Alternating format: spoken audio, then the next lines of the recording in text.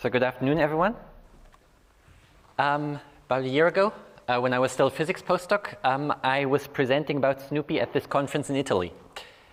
And then afterwards, a PhD student from a nearby university came up to me, told me, thank you so much. I was working on this paper. I spent weeks calculating event rates for 2 models. Then I discovered SNEWPY and added 2 more models in an afternoon. So that's a huge improvement, and we did all this using just boilerplate code. No fancy physics. Right, so I will show how we did this. First, just one slide, what are we talking about?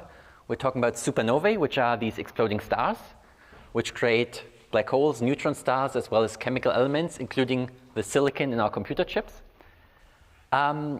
And we're talking about neutrinos, these subatomic particles. We typically use the Greek letter nu. And they interact so weakly with other matter that they cannot just go through walls, like a ghost, but they can actually escape from the center of these exploding stars. So by observing them, we can learn about what's going on inside there. Now that's a fascinating field that requires cooperation across separate fields. We've got nuclear astrophysics groups, which are running these big computer simulations of supernovae. We've got theoretical particle physicists studying how the neutrinos behave as they exit the star and travel to Earth. And then we've got experimental particle physicists, my former self included, who are building these detectors. And in the slides, I will use these emoji here in the bottom row to symbolize each field. Now, the problem if you have these separate fields is people from different fields usually don't talk to each other enough, right? So we, as the experimentalists, would typically pick maybe 2 or 3 computer models of supernova from the astro groups. We'd start using them as we design our detector and then keep using that for the lifespan of the experiment, 10, 20 years, and ignore any newer models. So as a result, different experiments would often use different supernova models, so results were hard to compare. And there's a similar story to be told about working with theorists, but in the interest of time, I'll skip over those. Now, determining the response of our detector to a given supernova model usually has these 3 steps. We take some input files from the Astro group. We use an event generator to turn that into individual events in our detector, and then simulate those. And there are multiple problems with this approach. First of all, you have a steep learning curve because you have these 3 separate tools that you need to understand. And then 2 of these tools are typically proprietary to each experiment, so anyone outside of the experiment cannot reproduce your work. And finally, it's computationally expensive. And a bunch of other problems, but those are the 3 largest ones. And about 10 years ago, there was a first attempt to solve those 3 problems with the software called SNOWGLOBES.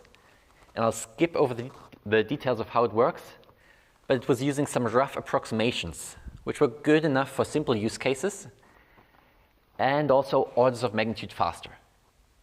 Instead of hours and hours on an HPC cluster, you could run this in seconds on your own laptop.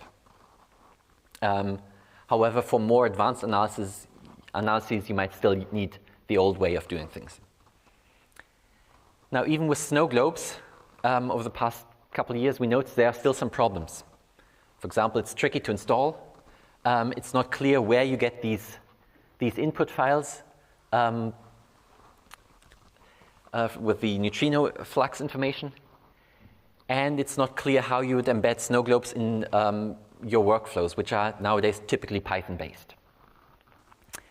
Now, the good thing about all these problems is these can be solved with boilerplate code, right? These are not hard physics problems. These are sort of data management problems, stuff like that. So we wrote this boilerplate code. It's tricky to install. Well, we set up a CI workflow, in our case in GitHub Actions, to build these packages, upload them to PyPI, So you just run one install step, you get all the dependencies and so on. How do you get these input files within neutrino fluxes? Well, previously those were distributed, some in repositories like Zenodo, some on random university websites. For some you had to email people and ask for these files. Well, we collected them in a repository alongside SNEWPY, and we wrote the code to automatically download whichever input files you need as you're initializing a model. And these files, since they were made by or produced by different groups, also used a lot of different formats with different conventions, different units, that sort of thing. So we wrote a bunch of boilerplate code to read these in and bring them into a consistent interface. And finally, we wrote a Python wrapper around snow globes to better embed this into Python-based workflows. So all this boilerplate code was implemented in SNEWPY in these 3 submodules. One, basically capturing all the nuclear astrophysics bits of reading in different models in different formats. One module to apply something called flavor transformations, which our theory colleagues came up with. And then one, this wrapper around snow globes to calculate event rates in different detectors. And then this can spit out either plots or Python objects with the event rates for further analysis. And we found this modular design makes it really easy for researchers from one of these fields to contribute their expertise and then just use whatever people from other fields had contributed.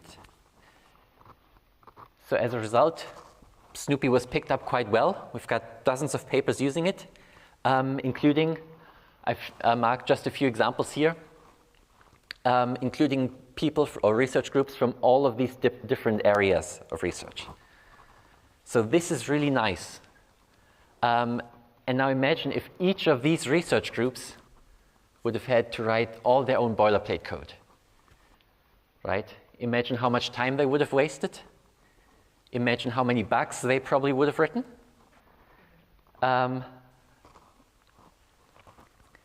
So SNEWPY saves us from all that. But because of this modular design, you cannot just use SNEWPY as this complete start-to-finish analysis pipeline, but you can also use some of these modules in your own code. So for example, going back to these 2 different ways of running analyses I showed earlier, I wrote one of these event generators. I made it open source, of course. GitHub link is there. It's published in the Journal of Open Source Software. And I integrated SNEWPY in that as dependency to get access to all of these different models in all of these different formats, so without me having to write a single line of code, right? So that saved me a ton of time, because the fastest line of code you write is the one you don't have to write. It also eliminated the major source of bugs, because if I don't write any code, I can't produce any bugs. So as a developer, this was amazing. But also for users, it's excellent, because users will typically start using this write path, using snow globes via SNEWPY, to do some quick estimates. And then later on, they notice they actually want to do some more advanced analyses. So they switch to the left path. But if they use SN tools as an event generator, they get the SNEWPY integration, so they can reuse all the same models as well as all these same transformations from our theory colleagues. So it's a smooth transition from simple estimates to more advanced analyses. So in conclusion, as researchers, we only want to think about these domain-specific problems, right? Because that's where our actual research is. But a lot of the time we have to fight these generic problems as well. Where do I get these files? How do I read them in, and so on? And these generic problems can all be solved with boilerplate code. So, packaging your boilerplate code up, making that reusable, across the field or across different fields can save you a lot of time and avoid bugs. So this PhD student from earlier can do all the boring work in an afternoon and spend the weeks that she saved to actually think about the astrophysics, which is what we'd all like to do, right? Thank you very much.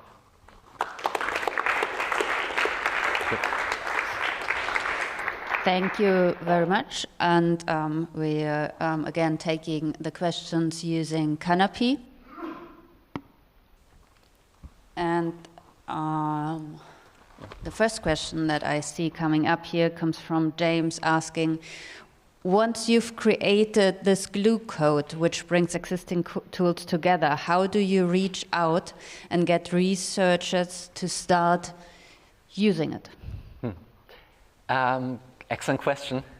And it's kind of extra tricky in this case because you need researchers from across these different fields to participate. In our case, SNEWPY originated out of a small collaboration which had a few people from each of these fields. So we got together, started writing first just a collection of scripts for our own uses, and then over time it kind of grew to be more widely used. And by having this initial kind of seed of people in each field, they will talk to their collaborators saying, hey, let's use this because it saved me a bunch of time. And then spreads through word of mouth. And I've also been doing a lot of advertisement at conferences. Just every time I give a physics talk, slip in 2 or 3 slides at the end. Hey, there's this tool which saves you a lot of work. Yeah. Thank you. Any more questions?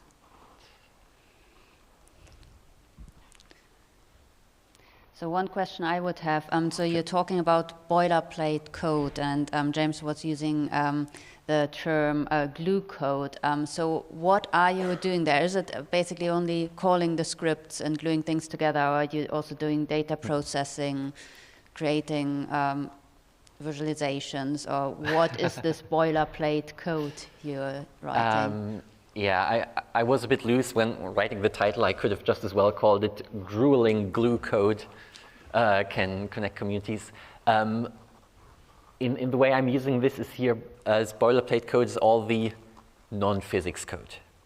So there's code that implements the interesting physics, and then there's all the code that downloads files, that reads in files, interpolates the data because they're in a weird binning format because of historical reasons, I know. So all the code that is not kind of specific to the science we actually want to do. Okay. Let's say. Yeah. Thank you. So if we have no more questions here, let's thank Just again.